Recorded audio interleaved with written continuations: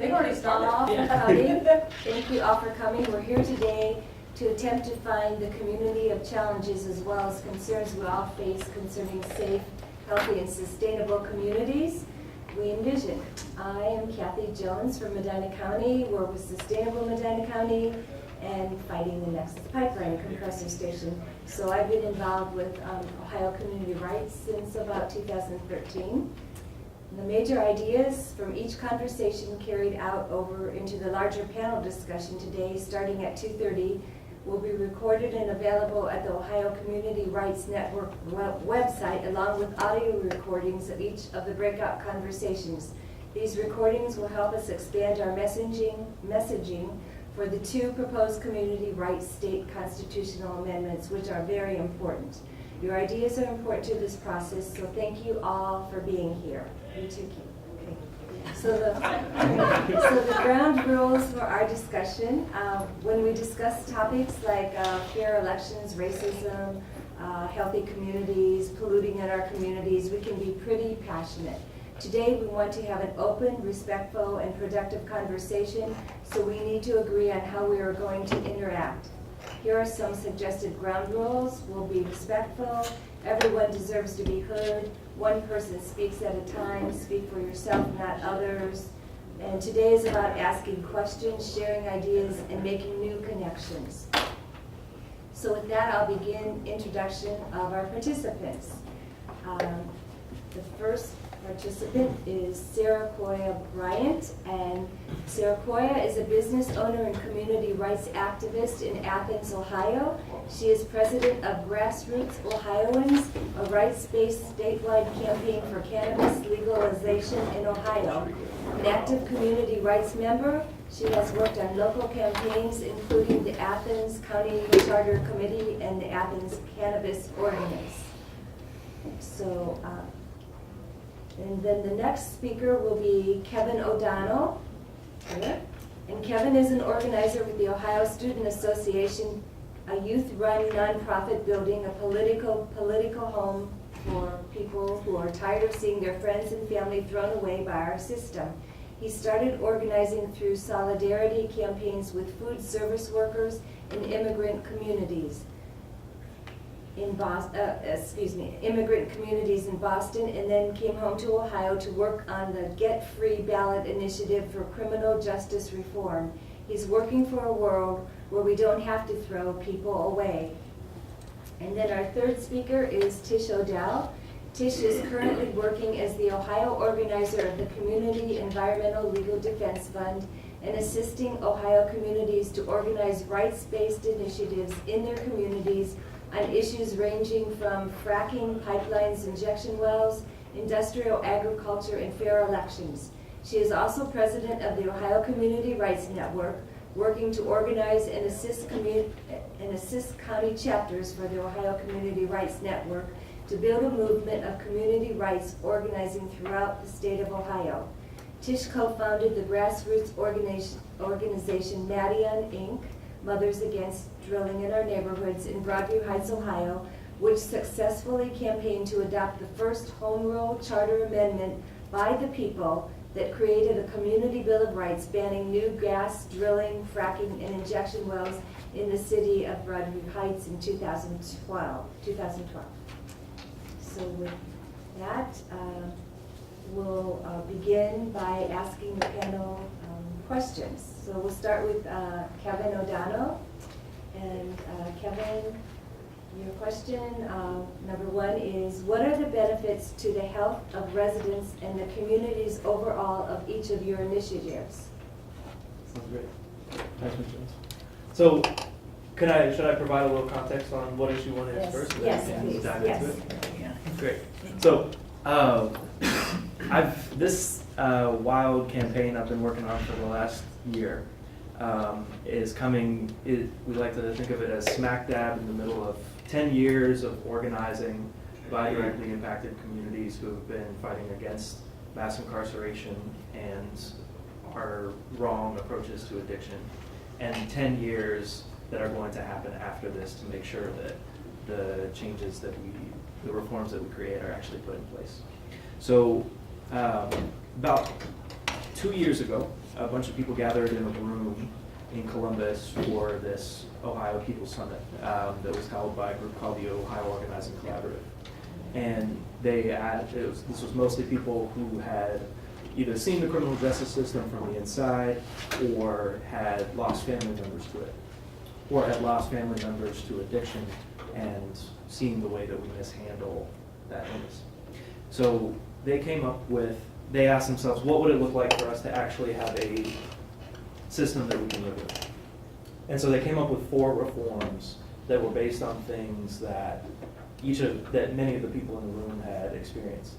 So first things first, they said there are way too many of us in prison. We know this.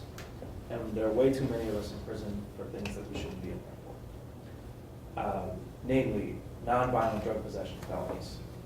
So, as I'm sure a lot of folks are aware, we declared war on drugs under the Nixon administration, and that war has waged on and taken many members of our communities. So we said it's time to start rolling that back.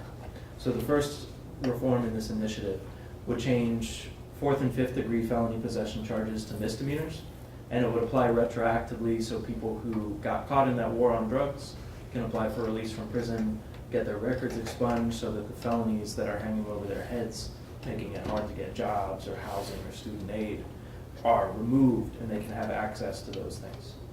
So that's reform number 1. Reform number 2, who's familiar with probation? Gotcha. So could somebody provide a little context of what probation is? Is when you get out. Yeah. When you get out of prison, you have to meet with somebody weekly, and there's some strict rules that if you don't follow them, you're back in jail with another felony. Exactly. You're living under surveillance. You have to check in. And you take regular drug tests. Often you have to have a job as a condition of your probation. About 25% of the people who go back to prison, when we talk about recidivism, they don't go back because they committed a new crime. They go back because they violated probation. They missed a meeting, they lost a job that they were required to have as part of their probation, or their probation officer was just pissed at their attitude.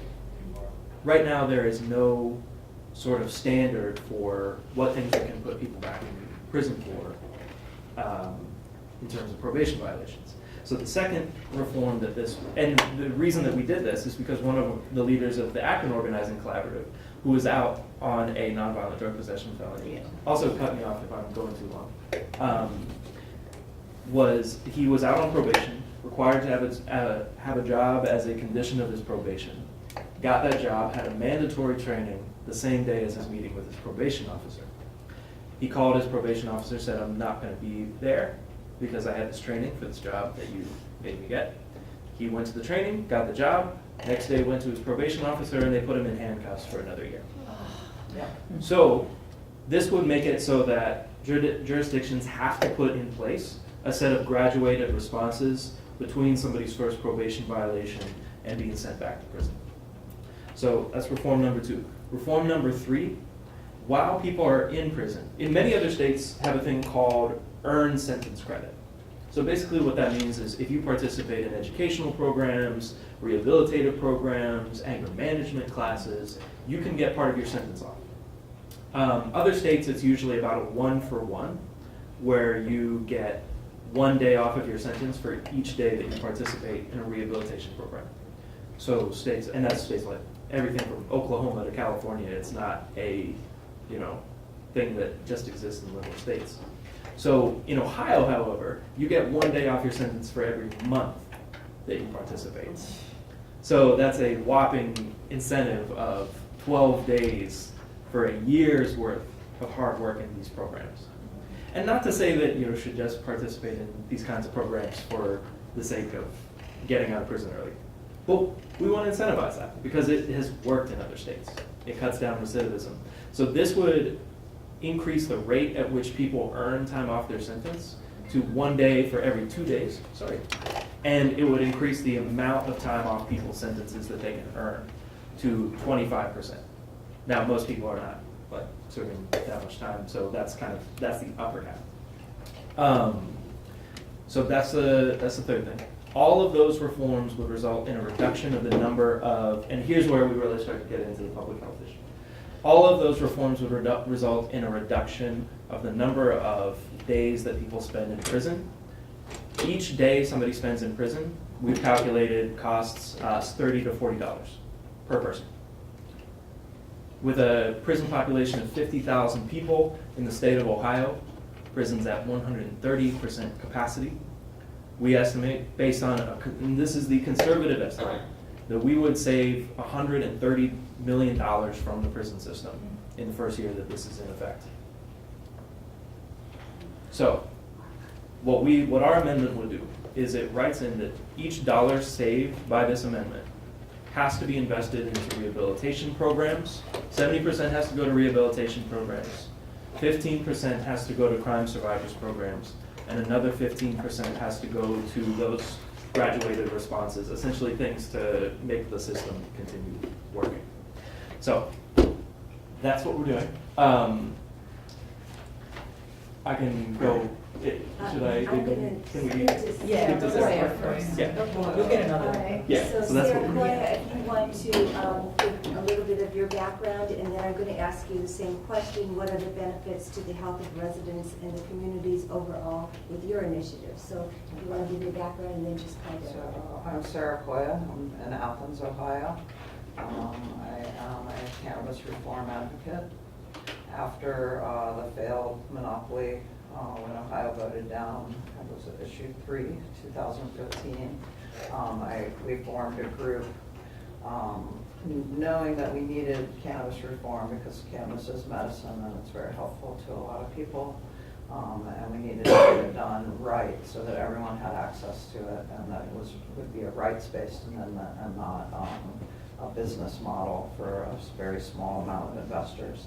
So we wrote a one-page amendment for the Constitution that would legalize cannabis for adult use. Since then, we've had a lot of changes in this last 6 months, and we've partnered with Ohio Families for Change, which Tom Jackson is here in the room. He's the editor of that. And what his amendment, it's rights with regulation. And during 2016, when we started our campaign, the state legislature quickly moved to pass a medical program, which is, I consider, a failure. It was supposed to be up and running on September 8th, and there's still no medicine for people. There's nothing in the stores. It's still somewhat of a monopoly in that it restricts the potential for cannabis to be grown by only 24 corporations. Many of them are out-of-state corporations.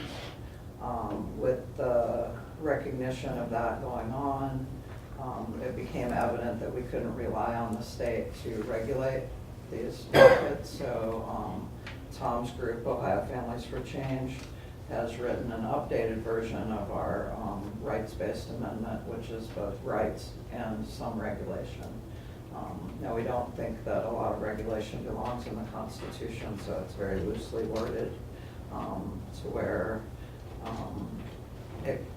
we can still have changes to it through the ORC, but that it would establish that all of us have the rights and access to home grow, which I think is important for people to have medicine.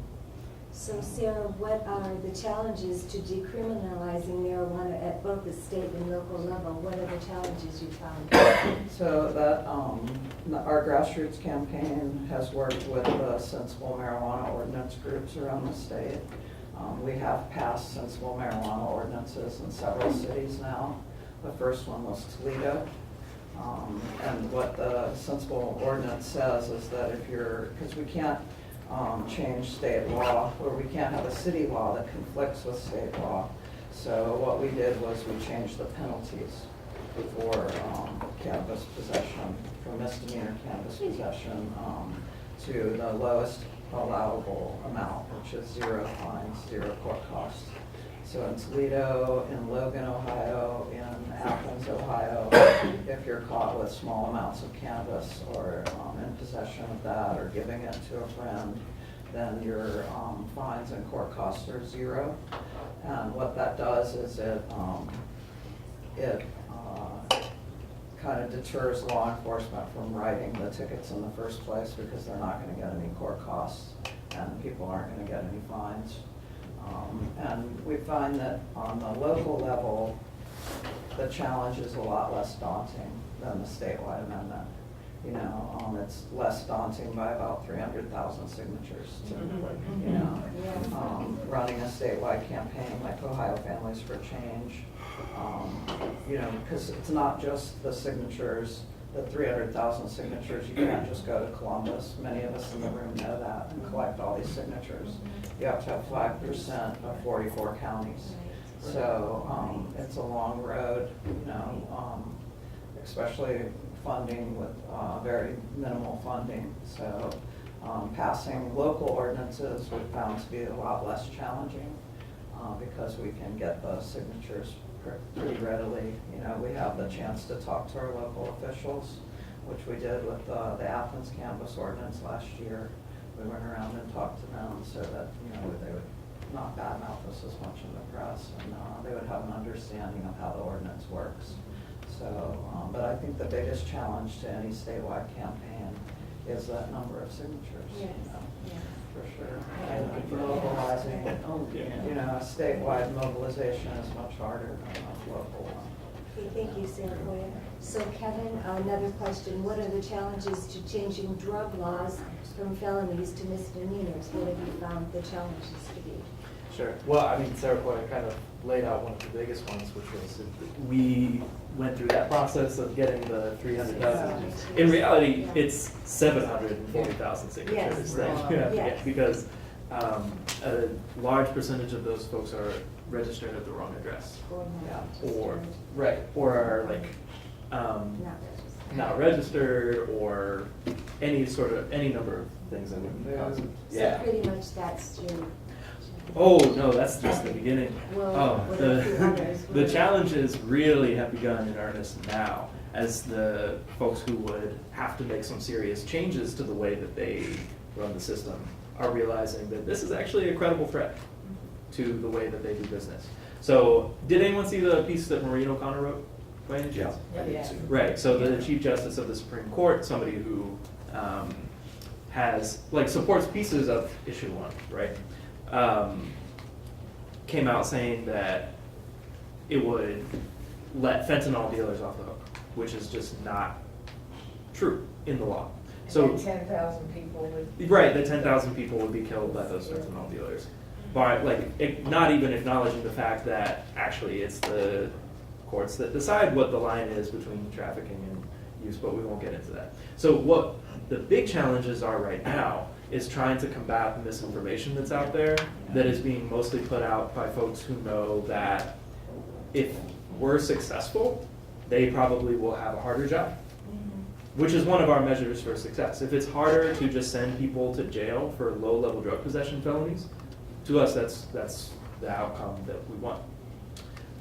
There are a lot of folks in the state who still think that we can incarcerate our way out of the addiction crisis, and still think that despite 40 years of this not working, and despite the fact that the places that are actually successfully addressing addiction are treating it like a health issue and not a criminal issue, despite all that, there are people who still want to hold on to the way that we've been doing things for a long time. If one quote that... questions yet. Oh, sure. Well, we're gonna have questions at the end. Yeah, we just have a few, And we were it supposed won't to be long. explain this, just a couple of questions to get That's the it for right now. topic out so people, and then Okay. we'll open Yeah, I it can up to come all back you to that. guys. Yeah, Yeah. okay. I have a quote So, later.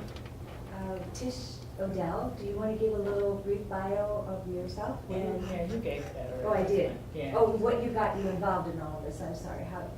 Yeah, I look at it, and if you heard the beginning and opening, I'm from the community rights perspective on all this, right? And, you know, one of the things is the questions I have, I mean, for people to think about is, why can't you guys locally?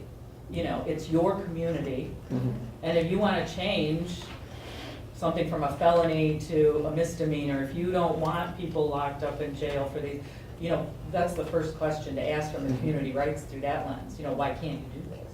Right. Okay, so, you know, and a lot of the things, the other part is the corporate side of it and the corporate control, right? And it takes now an average of $5 million is what they're saying to do a statewide initiative. That's like a minimum. And it's like, so, but we have this illusion, right, that we have democracy and that we can change our governing documents, and we live in a democracy where the people can, you got $5 million, you know, I mean, it's hard, and then what you're finding, you've actually gotten enough to get on the ballot, and then they come out and spend all this money against you.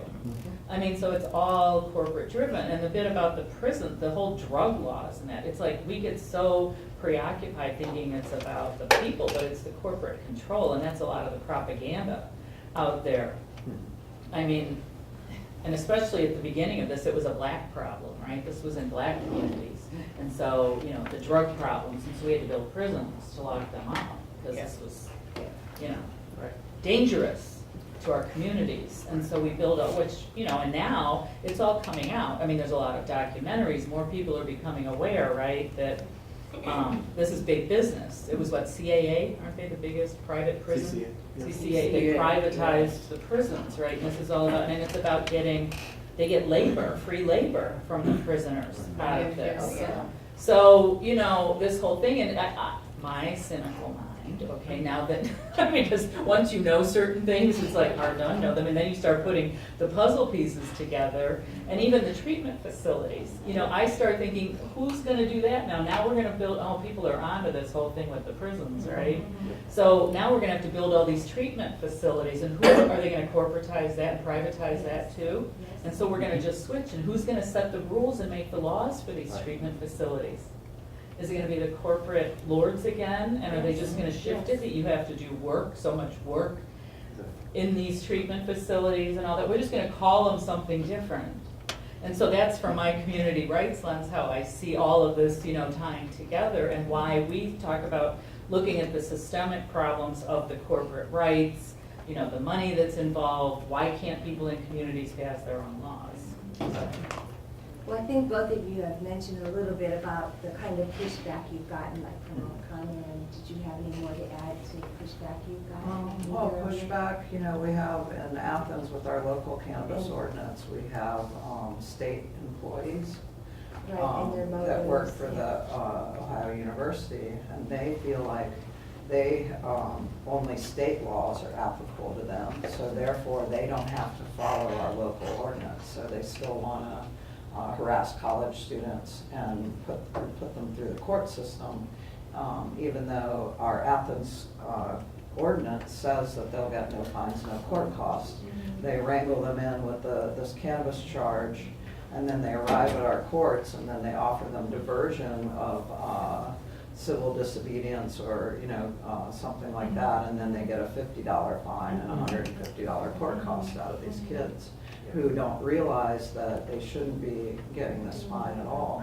You know, but they found this little loophole where they still want to charge people under the state law, when really our local ordinance, we the people voted on this by 78%, you know, and that should trump the local authority, but that's not the way the framework is, you know, because it's the policy is dictated from the top down, you know, and that's what all of us in the community rights movement, I feel like are trying to avoid the change of the fact that it should be our local government that is deciding these things, because we've already voted on it. You know? So in the meantime, part of the motivation is they're making money too. Exactly. That's where it is. Yeah. You know, because the propaganda always benefits those who have the money and control that law. Did you have anything you wanted to add to that at this time, or we're going to any pushback that you've had? Oh, What's other. the type of pushback you've had, or motivation for pushback? Sure. So, I mean, one quote that I think sums up a bit of the opposition. When we were first starting this, and we went around and started meeting with law enforcement agencies to say, here's what we're thinking about, what do y'all think of it? We met with the Sheriff's Association. I wasn't in this room. But one of the sheriffs, and we can play guess which county they're from, said, the solution to drug addiction is a short rope and a tall tree. Oh. These people aren't just living in the 90s, they're living in 60s Alabama. They're another century. Yeah. So some of them are closer to the modern era, but there's just a lot of misunderstanding around what actually gets people off of drugs. So which county was Oh, it's down there. Right.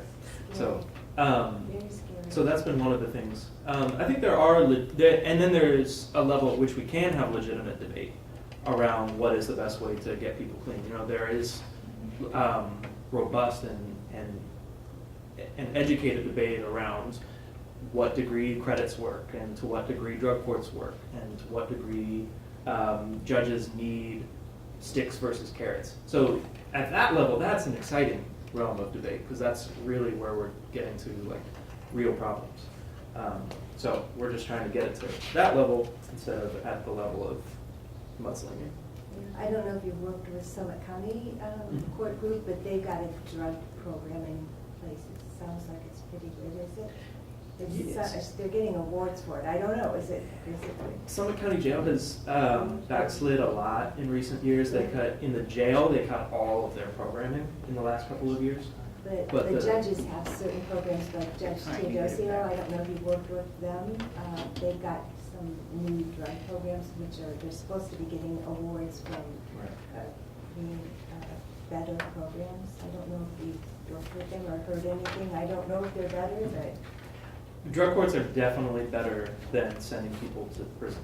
That's one thing that we're finding. But we also want to make sure that it's the resources that are freed up by this are open to other approaches. And so that's why it's distributed through a grant program instead of just appropriations, because in the appropriations process, a lot of it gets politicized and lost. Yeah. So, Okay, that's good. yeah. Yeah, great. So Tish, and we already went over propaganda. Yeah. But how does preemption affect a community's ability to protect health, safety, and welfare of its residents?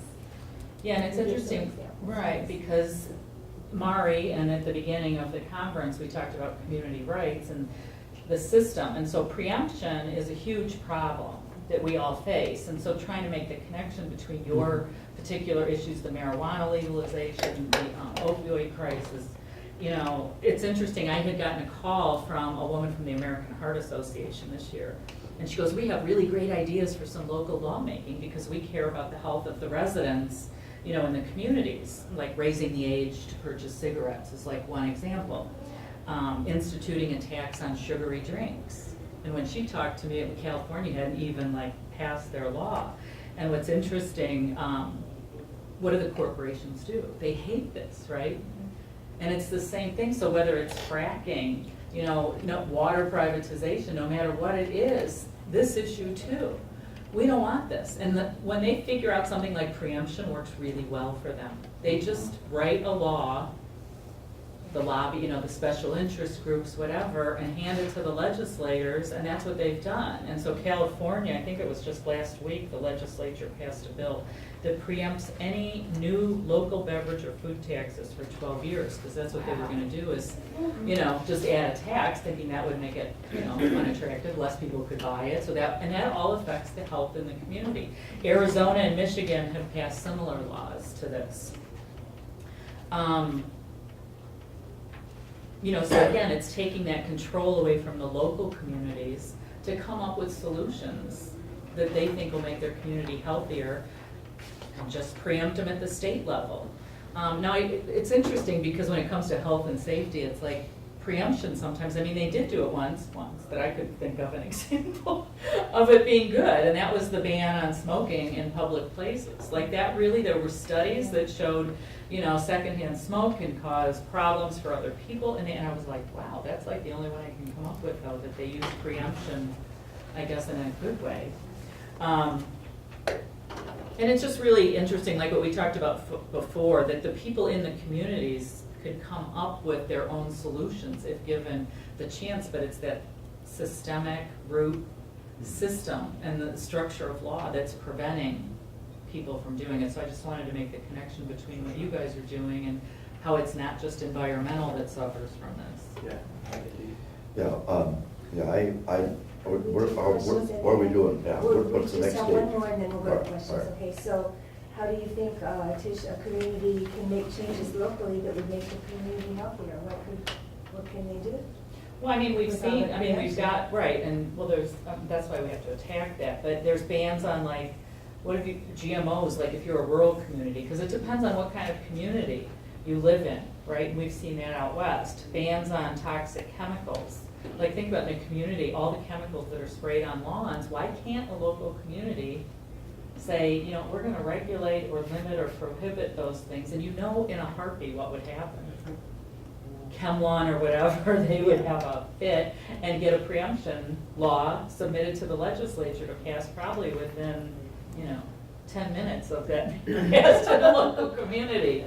So that's why, again, you know, I think there's all kinds of ways that communities could make themselves healthier if they were given that ability. So that's just, again, the connection into our state amendment, why it's so important. The more communities we have fighting and we can change the systemic, then your issues become much easier to pass. So, well, with that, I think we'll just open it up to question and answers, one at a time. Anybody have any questions? Keith? Well, Sorry. I wanted to address this to Kevin. I think the DeWine campaign is coming out with the notion that issue 1 is going to release rapists and molesters and that kind of stuff. And that's not true at all. I hope that we're all aware of that. That's not related to that at all. Steve Dettelbach, who's running for Attorney General, he's not for issue 1. He's not for a constitutional amendment to address this. And but you know, he comes from a federal prosecutorial system. One of the things that connects everything that you're talking about, we're all concerned about here, and the meta level and the meta narrative, going to the net, looking up. You've already done some of it, right? Is hierarchy is always disabling.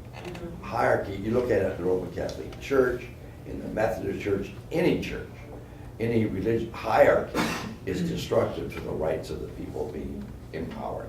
So what is the common thing here is hierarchy. The people at the top are addicted to power and to greed, and they're feeding off everybody else by this power of this method of disempowerment. And we have to realize that the addictions that we see in the opium and other problems with our society, when you come to the notion that greed is addicted too. And so the for-profit prison system, you know, there's a lot of money that they make, and when Maureen O'Connor speaks about that, she's part of that system too. And so we need to get unaddicted to that, and we need to go from hierarchy to heterarchy. We're all equal. We're all part of this. We're all equal. And we need to be aware that we're all equal. We all have the same voice. And so I appreciate what you're doing. And I think that we all, and unfortunately, I'm a white male. So the way the society is set up, and I'm a overeducated white male, and I'm not afraid to talk. So it's very interesting to try to get rid of people like me so we can all talk. So with that said, I'll shut up.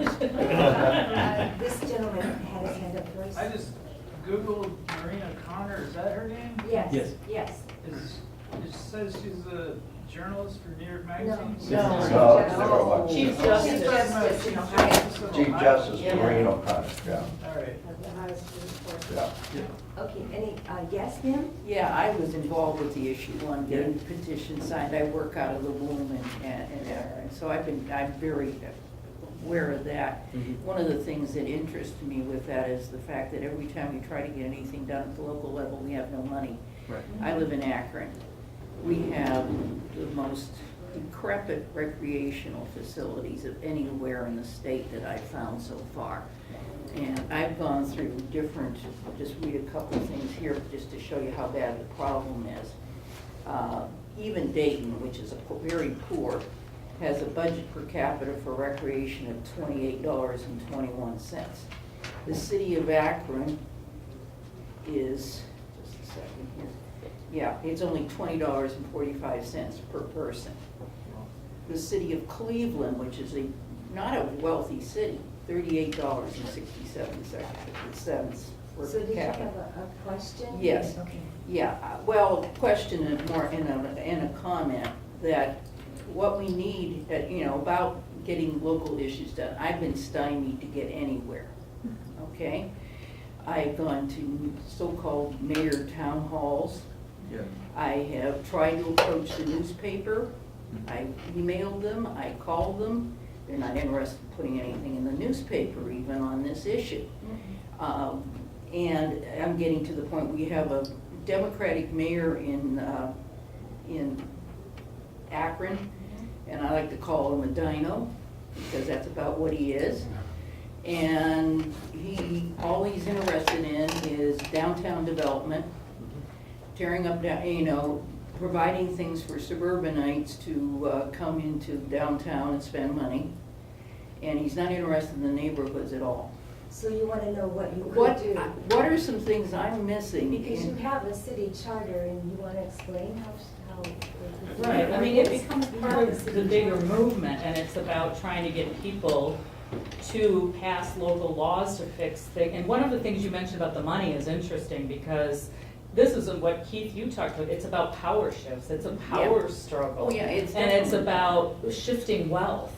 And what they've been so successful at decades, and we're spinning like in this hamster wheel, doing things like it's always been done, is they're shifting money when they privatize all this stuff, our tax dollars, away from the people and doing good for the community into private corporate entities. Yeah. And so it's a shift out. But then when there's a problem, we get to bail it out. Like whether it's an environmental issue and we get to pay for the cleanup. They'll tax us. If we need a new water treatment facility, yeah. the people pay, right? Yeah. But who got the profits?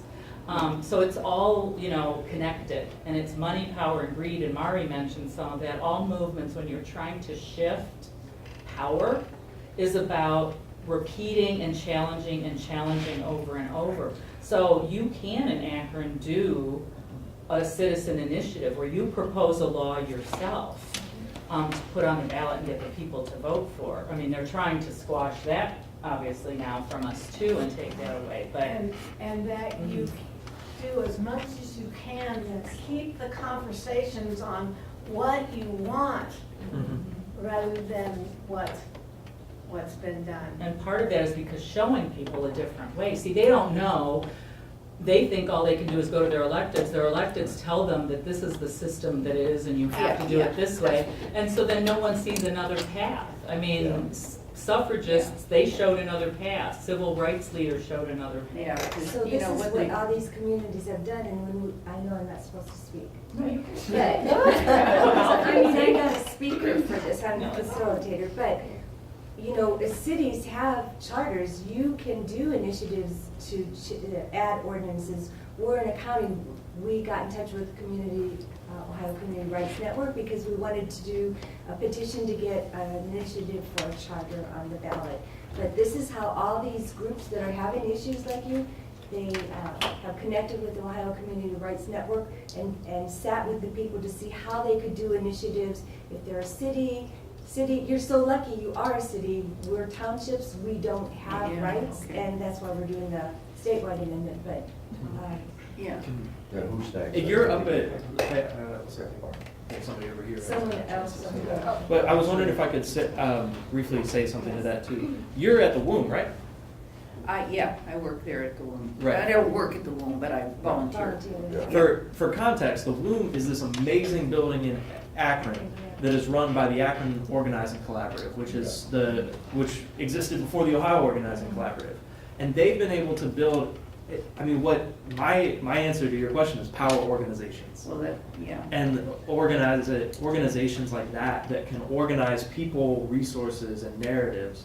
And so I'd be interested to talk more about, maybe after, because AOC is so focused on issue 1, maybe if there's some way to have, use the power of that power organization to get something passed around recreation. Because once you have it organized, The persistence. once you have it organized, you have the power, and then you need to know where to take it, how to get an initiative or whatever you need to do. So, yeah. I think you had a question next, right? Okay, and then, okay. I just had a couple of questions. I know it's really important to change the narrative on drugs in general. How do we do that? In terms of counteracting propaganda. Was it Portugal? Yes. Okay, You're so how right. do we get the Portugal model? Like, I just would like to change that. And then to Tish, how do we hold our legislators accountable for this preemptive situation? It's a basic question, but I Do you wanted want to take the other one first? So the first question is how we change the narrative of the stigma of drugs. yes.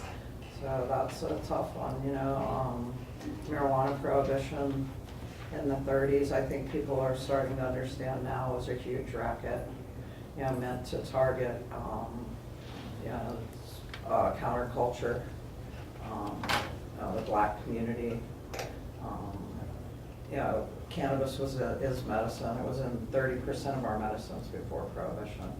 And there was no stigma about any of it. You know, if you needed this for your cough, you could give it to your baby. It's that harmless. You know, no one's ever died from it. But I think public outreach and education is how we get there, you know.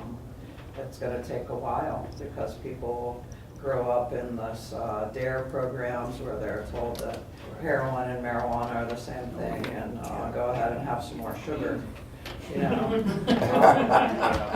You know, or alcohol, Another you know. Sure. So, you know, it's gonna be a cultural acceptance. For marijuana, at least, it's coming around. You know, we've had states that have said, okay, we're gonna open up these markets. We're trying really hard to get Ohio involved in that because not only would it be harm reduction for the culture that uses marijuana, but also it provides medicine to a lot of people who don't have access to it here in Ohio right now. You know, so that the dialogue has to happen. You know, just I think basically on a case-by-case basis. You know, the more that you can get media to pay attention to it, and then there's the almighty dollar. You know, people. You know, Colorado has made billions legalizing cannabis. You know, so that gets the attention of the national press. You know, and they've seen a 25% reduction in their opioid use in Colorado because of pain management capabilities of cannabis. You know, and that's what Ohio Families for Change with our statewide amendment is working to get for our Ohio communities. You know, so. Well, her second question, I'm just gonna address really quick.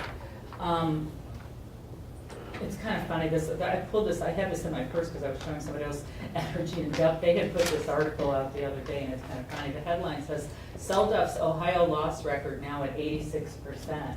And they have 30 losses and 5 wins in Ohio on ballot. You know, and I like laugh because I go, that means they're pissed. You know what I mean? And they want this to stop, right? It's like, so they're pulling out all the stops. And so to your point, the thing is like Mari talked about when she said all these movements. I mean, it's the propaganda, it's the message of the day, right? That they're spreading because they have the power and the wealth.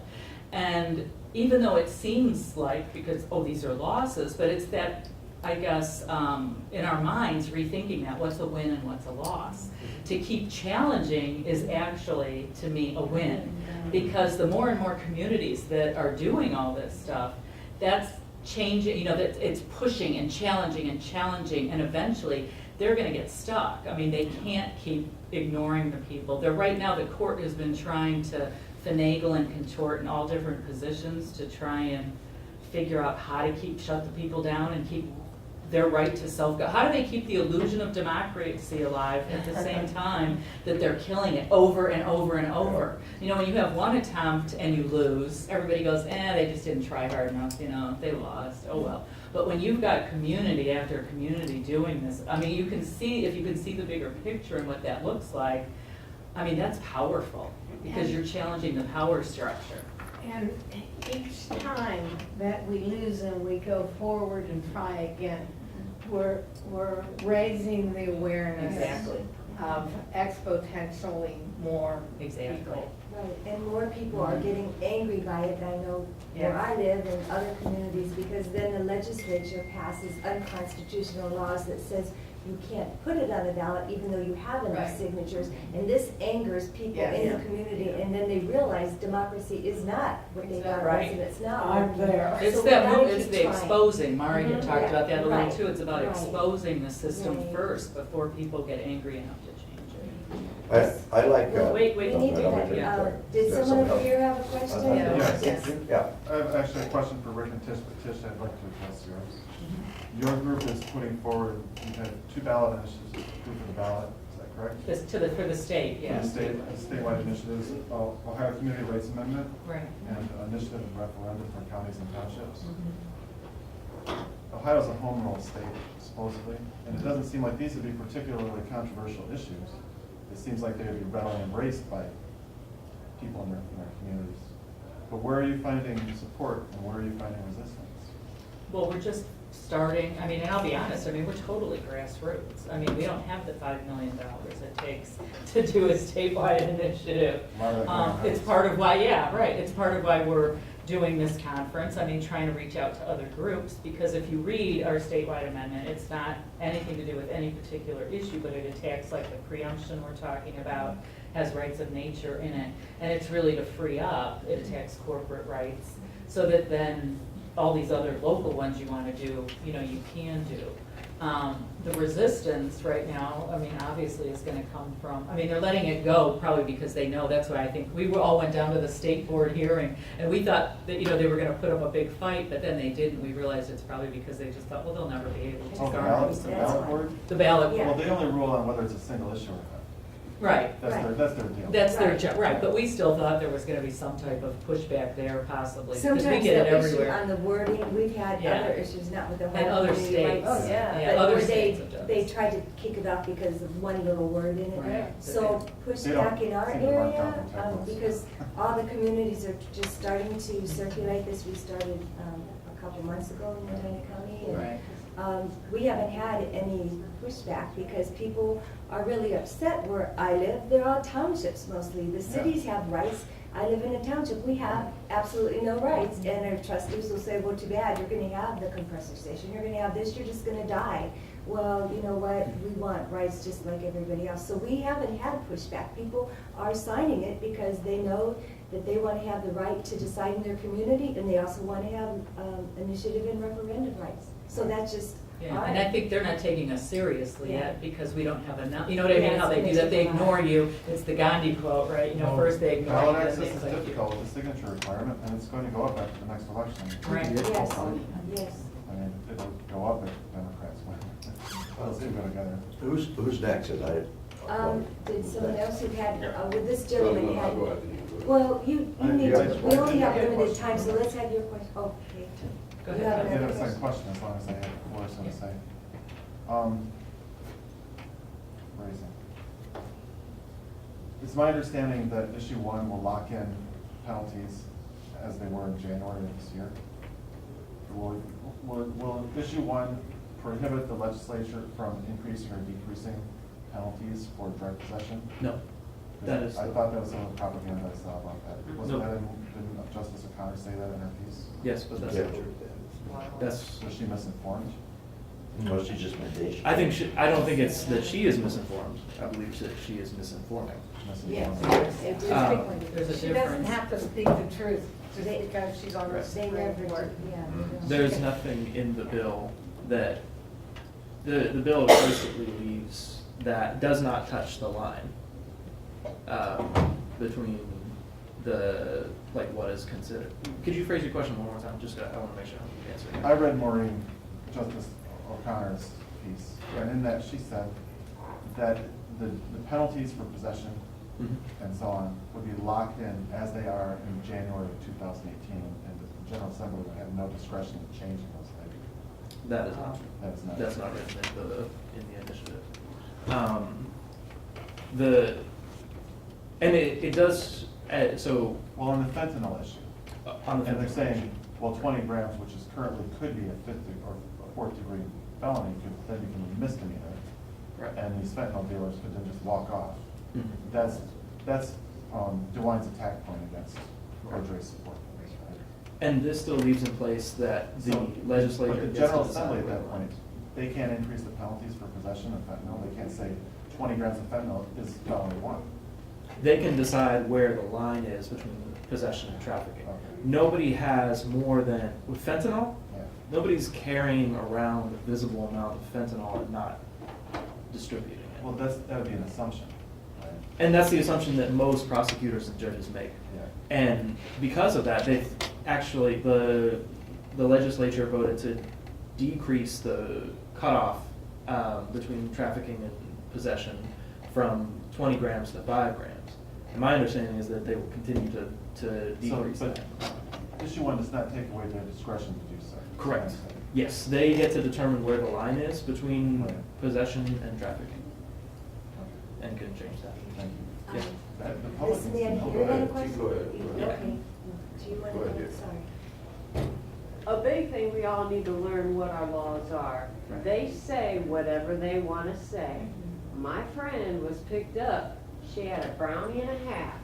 She has a carry permit. She was arrested, put in jail for 4 days for having a brownie and having her carry permit and a gun in her car.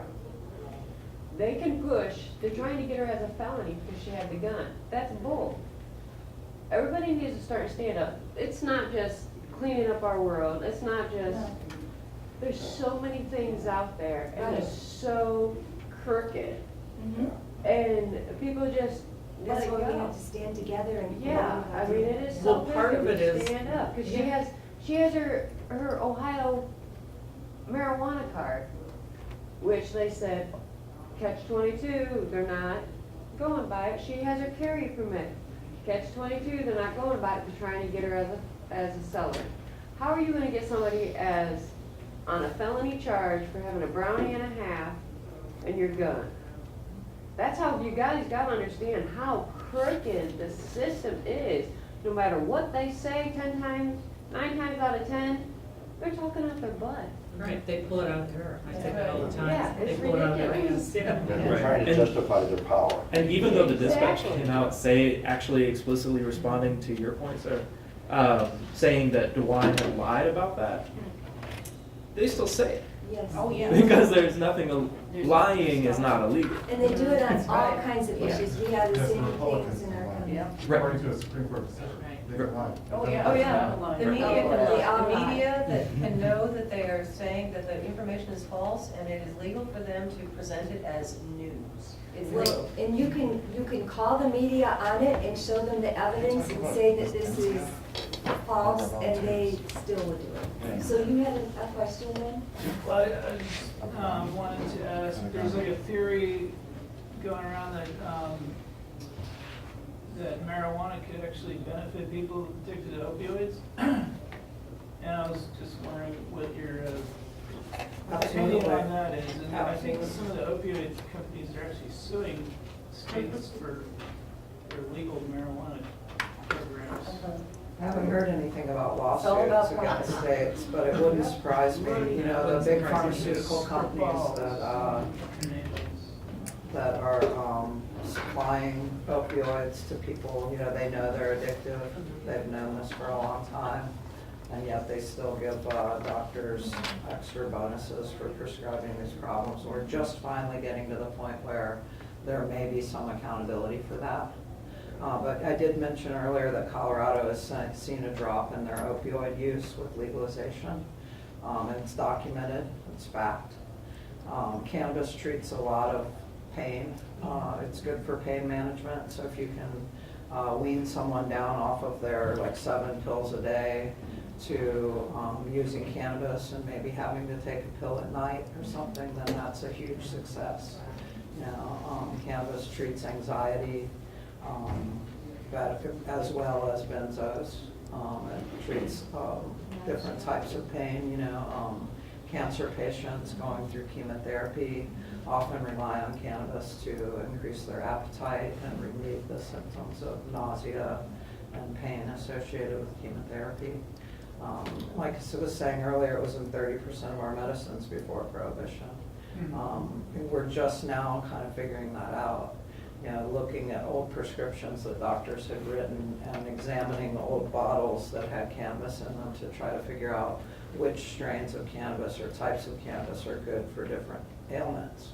And there's not just like the cannabinoids, there's a lot of different,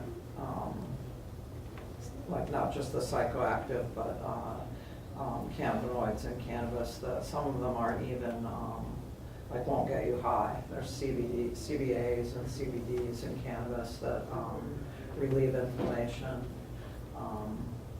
You know, and they can be isolated from the THC in cannabis, so they can be given to people, and there's no record of anybody ever dying from cannabis overdose, or and its addictive nature is very low. Epidiolex was just approved. It's the only cannabis medicine that's been approved by the FDA. And it was scheduled this week. It was actually big news. And they scheduled it as Schedule 5. What's it called? Epidiolex. It's a cannabis oil that has gotten FDA approval, that is made through a pharmaceutical company. And they use it for epilepsy is one of the main things that it's used for. But the scheduling at Schedule 5 is a big deal because cannabis right now is a Schedule 1 controlled substance, you know, which means it has no medicinal value. So for them to schedule Epidiolex at Schedule 5, saying that it does have medicinal value and it has a very low addiction potential. So that's really good. That's just over the counter. Did you want to Bill. ask a question? Okay, well. Yeah. Phil has exactly. it. Phil has Tish it. wanted to address this lady, and then Phil, we wanted to hear your question. Yeah. You want to ask your question? It was more of a kind of a statement question. Okay, well. Actually, like, we know we don't live in a true democracy, practicing democracy. So like the Citizens United, the decision there, money being speech, then for me, I'm a performing artist, so, you know, how do we counter that? How do we get an equal voice? So, like with my music, and as you were speaking about greed, for me, with my music, it's about pointing out things and building awareness. You know, people in building their awareness. We see with the Me Too movement how much power, and what we just witnessed over the last couple of days, the power of the people if you mobilize the people. So for me, through my music, these are things, subject matters that I talk about. And music is an international language, and you can use that so much more cheaply than what the corporations spend. You know, and that's something that everybody relates to. So for me, I want to be able to use the tools that I had in conjunction with what everybody else is doing as far as trying to, as this is about all these subjects, tying them all together to citizens' rights, basically the rights of the people. So for me, you know, that's my goal through my music, is to, you know, bring awareness and to, you know, give shows that are free where the contributions can be put to causes and things like that. I also got a record label that I'm trying to get off the ground, so, you know, I can bring in a lot of artists, you know, for that same, you know, that same approach. So, but I stay aware, and the foundation of my music is social commentary, but I mix it up not to burn people out with just social commentary.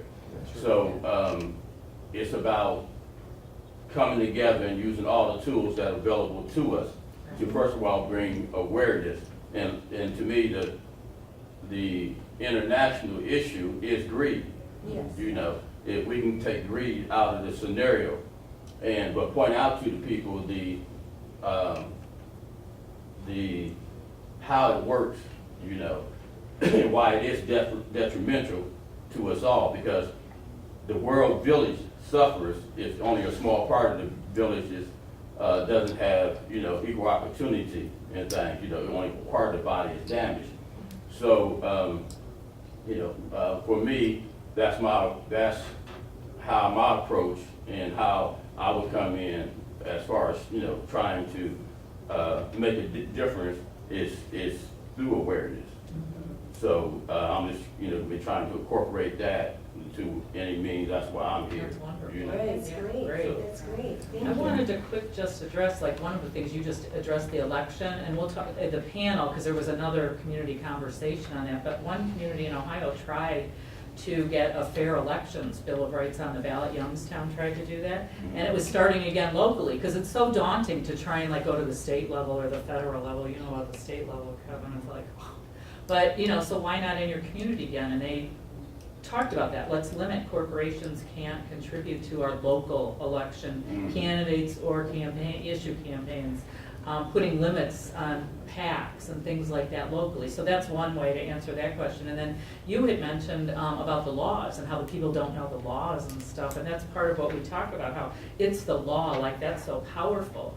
And yet they write the laws and we follow them obediently, right? And then we get screwed when we don't follow those laws.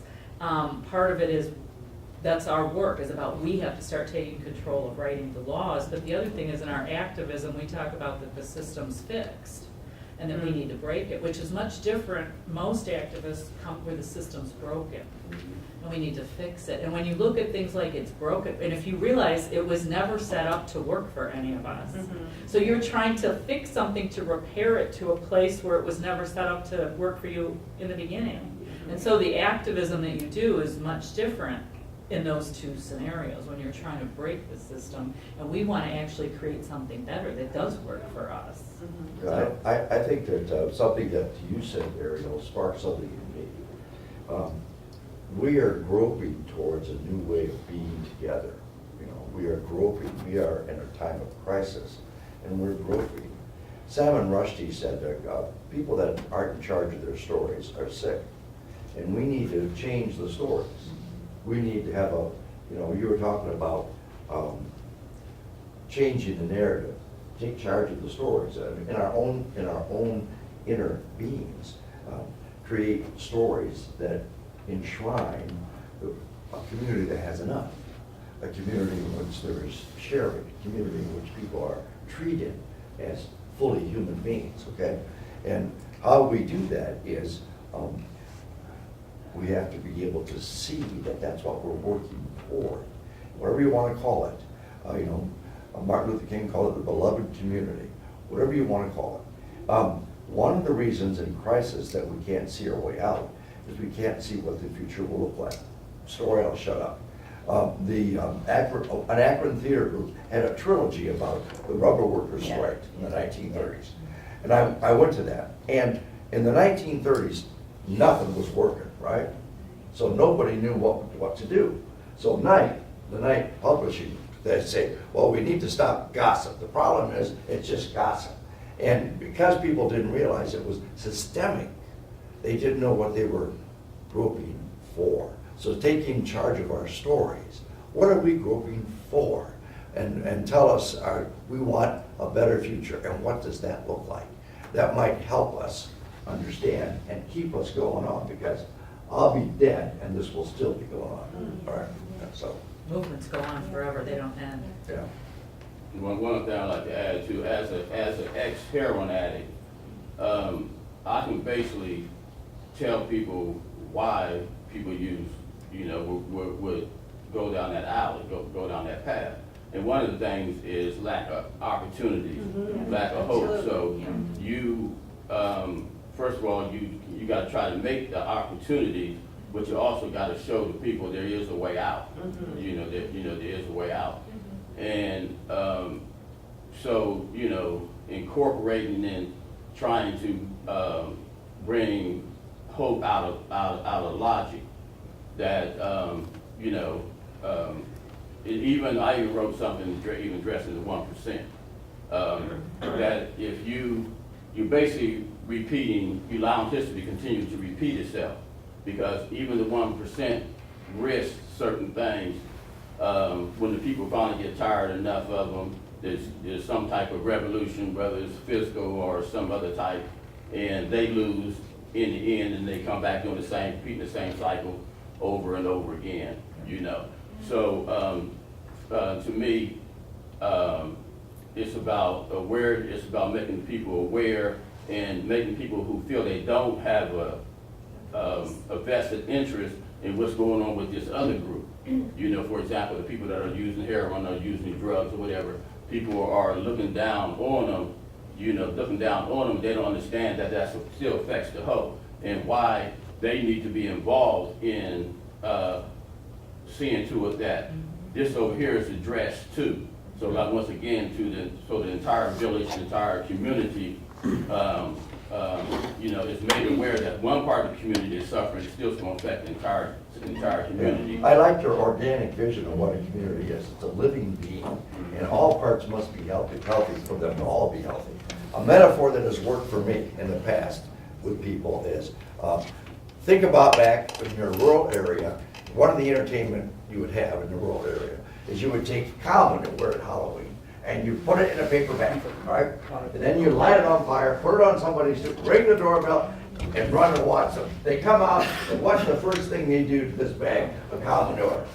Anybody ever done that? They stomp it out. They just spread it around. He's got something to Why? say. Okay, all right. Well, this is. Well, let me I also finish. want to see if there's All right. other questions Running from out other of people. time. Then I want to say, expand the good to crowd out the evil. Don't concentrate on punishment. Stop the punishment, and that's what the Republicans do. Punishment. You had your hand up at the very beginning. I did, and I mean, I just, well, have you read the book, Chasing the Scream? No, what's that? Oh my gosh, get the book if you're dealing with this one. I can't remember the author, but he talks about Portugal, and there's a system in South America where they've had incredibly good results with addiction treatment. Yep. And it has to do with the overall arching system of our culture, which keeps a big part of the population down. And after Prohibition, they went after, because the BATF wanted to stay in business, they started to go after the black community and marijuana, because they were risking being shut down. They weren't needed anymore. Prohibition was gone. So they said, we need something to criminalize. So they went after marijuana. And there's a heartbreaking story about he went personally after Billie Holiday and put her in jail and just like, Go after the queen. yeah. He threatened her, he said, do not sing Strange Fruit, and she just said, screw you, dude, and he threw her in jail. So, I mean, this kind of abuse of power that we have seen in this country forever, and it's in the medical industry. The medical industry, in my opinion, I've worked as a patient advocate, and I'm now dealing with it with my own mother. They are pushing opiates. Oh, yeah. They are pushing them, and the pharmaceutical companies, and so it's a whole system which I feel like besides getting out to the streets and realizing is we have to help other people, especially the young people, get out of this and look at the world and their life, and that I am here, and what do we have, what are we facing? And understand that when you see a problem, ask yourself, who's benefiting from this problem? It's codified. So who's benefiting from this? It's harming people. But somebody's obviously benefiting from it. That's why it's existing. So if you can look behind and follow the money, you will find the perpetrators. And then if the young people can understand that the system is corrupt, and that if something is being put in front of you, if you ask, who put this in front of me? Who wants me to see this? And look around it, that will help a lot. So, The name of the book is Chasing the Scream. Chasing It's Johan Hari. The Scream? Johan Hari, yes. Yeah, thank Johan you. Hari. There is an Johan. incredible interview with him on Democracy Now! Yeah. And how do you spell his last name? H-A-R-I. The Japanese. How you spell his last name? H-A-R-I. H-A-R-I. And you have to realize I that think he was Belgian, or I'm not sure where he's from. that it's not only that, but the medical providers, the insurance companies, the hospitals that they keep building bigger and bigger, they know these toxins, they know all this is poisoning, causing asthma for kids and brain tumors, but they're going to keep doing it because they'll get more patients and more people that need to pay out, and they could It's a system. alleviate a lot of this The medical insurance companies are problems. promulgating it, the Yeah. pharmaceutical, And the insurance doctors too, companies, because the medical doctors won't even universities. speak It's just- out as to what chemicals from toxic waste or from compressor stations or whatever. They know what they'll do to people. So we've got 5 more minutes. Yeah, we only have so- 5 more minutes, and then I'm gonna ask you all to write something out, so, who wants to? Let's see, and,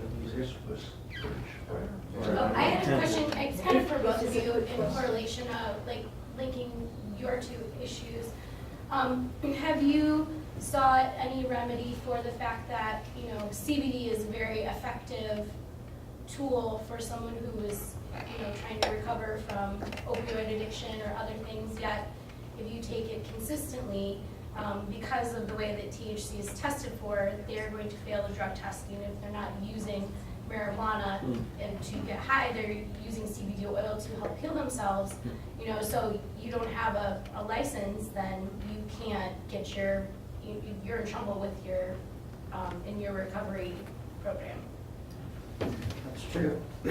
Because CBDs are not regulated, there's a lot of them on the market. They've all cropped up after the passage of the Farm Bill in 2014, which said that hemp products could be produced in the United States. You know, like my jacket is made of hemp.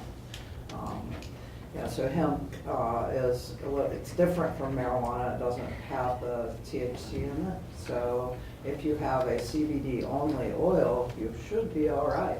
However, because there's no regulation and a lot of these CBD products are not even being made in the States right now, some of them are made from cannabis in other countries, and you do have the risk of having THC in there, and then you have the risk of failing drug tests, you know, which is a huge problem.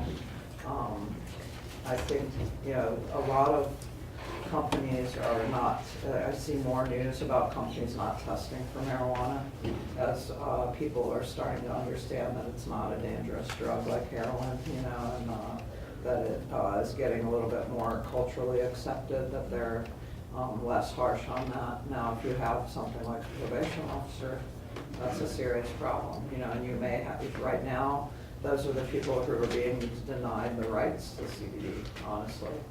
You know, and that's what our statewide amendment would be trying to change is adult use and access for anyone with a medical condition to have both whole plant medicine and CBDs from hemp. Okay, we've got to kind of move on a little, or you guys will miss lunch, okay? So, and we can take more questions after too, but I wanted to thank the facilitators for participating and the members of the audience for asking questions.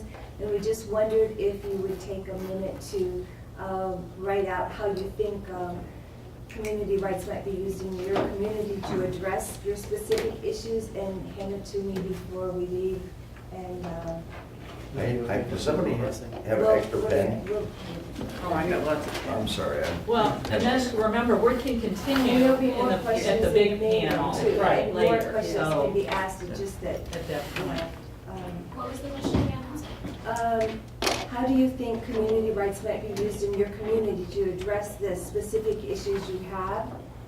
Just Oh, you're write supposed to put it on a out. piece of Yeah, paper? just write it out on They a were piece supposed of to have paper. paper in here, so Well, there's no paper. if you would like, maybe this is, You give it to me, and then I will give it to the community rights person here, and, yeah. Wait, the question is how will community rights be used? How, a sentence or two about how you think community rights might be used in your community to address a specific issue you have in your community. Just how, like how. And then, Yeah. yeah. You want us to sign it? Just bring No, up that I don't think so, I think it's more to try It's and, just, just figure out like all the different issues that people have and how, because, you know, we're learning too. I mean, this isn't like us telling people So what what, you know, issues so do you think could be solved by community rights? or that it might help. You right, have an in your issue in your community. community right, how you think community rights might be able to help you in your Something in like Toledo, I heard a great story by this older gentleman we were talking to outside Michael's the one night, about how they had a problem with a bunch of vacant homes in Toledo, and they needed to tear them all down, and he went to them because there's kids who need to learn a skill, and this was like 20 years ago, and he went to the city and he said, how about I'm a contractor, what if I go in these houses, there's 30 of them, and I will take kids from the school who want to learn a trade, and we'll take those 30, I'll look at the 30 and see how many can be rehabbed. Well, 27 or 25 could be, and the other ones have to be demolished. They said, that's okay. We'll take stuff out of those houses that we can use in the other houses to rehab, and then I'll teach them demolition too. So they did that, and it was a great successful program. But guess who was against it? other contractors. The big developers Yeah, who the wanted those developers. houses knocked down so that they could do other things with the land. You said that was where? Toledo.